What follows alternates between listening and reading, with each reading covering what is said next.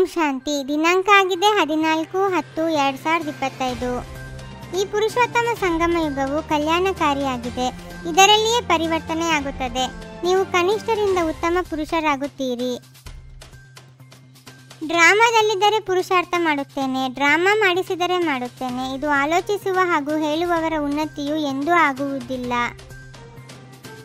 ನೀವು ತಿಳಿದುಕೊಂಡಿದ್ದೀರಿ, ನಾವೀಗ ಯಾವ ಪುರುಷಾರ್ಥವನ್ನು ಮಾಡುತ್ತಿದ್ದೇವೆ. ಇದೂ ಸಹ ಡ್ರಾಮಾದಲ್ಲಿ ನಿಗದಿಯಾಗಿದೆ. ಪುರುಷಾರ್ಥವನ್ನು ಮಾಡಲೇಬೇಕಾಗಿದೆ.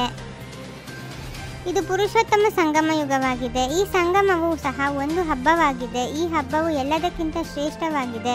ನಾವೀಗ ಪುರುಷೋತ್ತಮರಾಗುತ್ತಿದ್ದೇವೆ ಎಂದು ನಿಮಗೆ ತಿಳಿದಿದೆ. ಜ್ಞಾನಸಾಗರನಿಂದ ಸ್ವರ್ಗದ ಸ್ಥಾಪನೆಯಾಗುತ್ತದೆ. ಅದರಲ್ಲಿ ನಂಬರ್ 1 ಪುರುಷೋತ್ತಮನು ಈ ಶ್ರೀಕೃಷ್ಣನಾಗಿದ್ದಾನೆ ಮತ್ತು ತಂದೆಯು ಜ್ಞಾನಸಾಗರನಾಗಿದ್ದಾರೆ, ನೀರಿನ ಸಾಗರವಲ್ಲ. ಸತ್ಯ, ತ್ರೇತ, ದ್ವಾಪರ, ಕಲಿಯುಗ ಈ 4 ಯುಗಗಳಿವೆ. 5ನೇ ಯುಗವು ಈ ಪುರುಷೋತ್ತಮ ಸಂಗಮ ಯುಗವಾಗಿದೆ. ಈ ಯುಗದಲ್ಲಿ ಮನುಷ್ಯರು ಪರಿವರ್ತನೆಯಾಗುತ್ತಾರೆ, ಕನಿಷ್ಠರಿಂದ ಸರ್ವೋತ್ತಮರಾಗುತ್ತಾರೆ. ನಿಮ್ಮನ್ನು ಜನ್ಮ ಜನ್ಮಾಂತರಕ್ಕಾಗಿ ತಂದೆಯು ದುಃಖಿಯಿಂದ ಸುಖಿಯನ್ನಾಗಿ ಮಾಡುತ್ತಾರೆ. ತಂದೆಯು ತಿಳಿಸುತ್ತಾರೆ, ಡ್ರಾಮಾನುಸಾರ ನಾನು ನಿಮಗೆ ಗುಹ್ಯ ಮಾತುಗಳನ್ನು ತಿಳಿಸುತ್ತೇನೆ. ವಾನಪ್ರಸ್ಥಿಗಳಾಗುವುದು ಎಂದರೆ ಗುರುವಿನ ಮೂಲಕ ವಾಣಿಯಿಂದ ದೂರ ಹೋಗುವ ಪುರುಷಾರ್ಥ ಮಾಡುವುದಾಗಿದೆ. ಆದರೆ ಹಿಂತಿರುಗಿ ಯಾರೂ ಹೋಗಲು ಸಾಧ್ಯವಿಲ್ಲ, ಏಕೆಂದರೆ ವಿಕಾರಿ ಭ್ರಷ್ಟಾಚಾರಿಗಳಾಗಿದ್ದಾರೆ.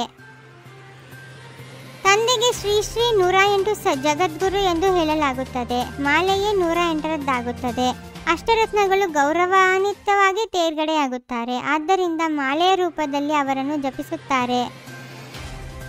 ತಂದೆ ನೆನಪೇ ವಿದ್ಯೆಯ ಸಾರವಾಗಿದೆ. ನೆನಪಿನ ಯಾತ್ರೆಯಿಂದ ಕರ್ಮಾತೀತ ಸ್ಥಿತಿಯನ್ನು ಪಡೆಯುವುದರಲ್ಲಿ ಪರಿಶ್ರಮವಾಗುತ್ತದೆ. ಇದರಲ್ಲಿಯೇ ಮಾಯೆಯ ವಿಘ್ನಗಳು ಬರುತ್ತವೆ. ನಾವೀಗ ಮನೆಗೆ ಹೋಗುತ್ತೇವೆ, ನಂತರ ಸ್ವರ್ಗದಲ್ಲಿ ಬರುತ್ತೇವೆಂದು ನಿಮಗೆ ತಿಳಿದಿದೆ. ತಂದೆಯು ಬಹಳ ಸಹಜ ಮಾಡಿ ತಿಳಿಸಿಕೊಡುತ್ತಾರೆ. ಇದರಲ್ಲಿ ಹೃದಯಾಘಾತವಾಗಬಾರದು. ನಮಗೆ ಜ್ಞಾನವನ್ನು ತಿಳಿಸುವವರು ರಚಯಿತ ಶಿವತಂದೆಯಾಗಿದ್ದಾರೆ. ಅವರು ತಮ್ಮ ರಚನೆಯ ಆದಿ ಮಧ್ಯ ಅಂತ್ಯದ ಜ್ಞಾನವನ್ನು ತಿಳಿಸುತ್ತಾರೆ. ದೇವತೆಗಳಾಗುವುದೇ ನಿಮ್ಮ ಗುರಿ ಧ್ಯೇಯವಾಗಿದೆ. ಇದು ಈಶ್ವರ್ಯ ವಿಶ್ವವಿದ್ಯಾಲಯವಾಗಿದೆ. ಇದೊಂದೇ ವಿಶ್ವವಿದ್ಯಾಲಯವನ್ನು ಈಶ್ವರನೇ ಬಂದು ತೇರುತ್ತಾರೆ.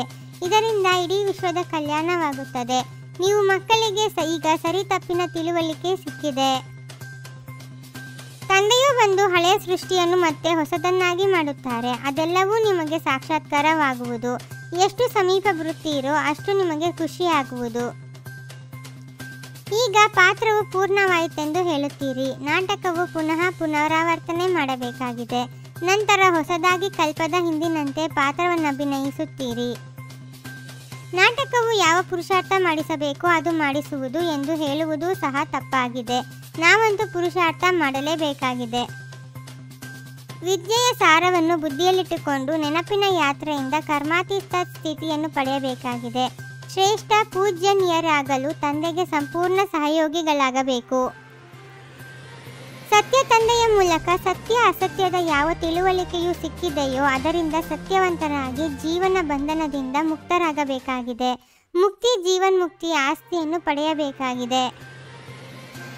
ಒಬ್ಬರಿಗೊಬ್ಬರಲ್ಲಿ ಸ್ನೇಹವನ್ನು ಕೊಟ್ಟು ತೆಗೆದುಕೊಳ್ಳುವುದರ ಮೂಲಕ ಸರ್ವರನ್ನು ಸಹಯೋಗಿಗಳನ್ನಾಗಿ ಮಾಡುವಂತಹ ಸಫಲತಾ ಮೂರ್ತಿ ಭವ.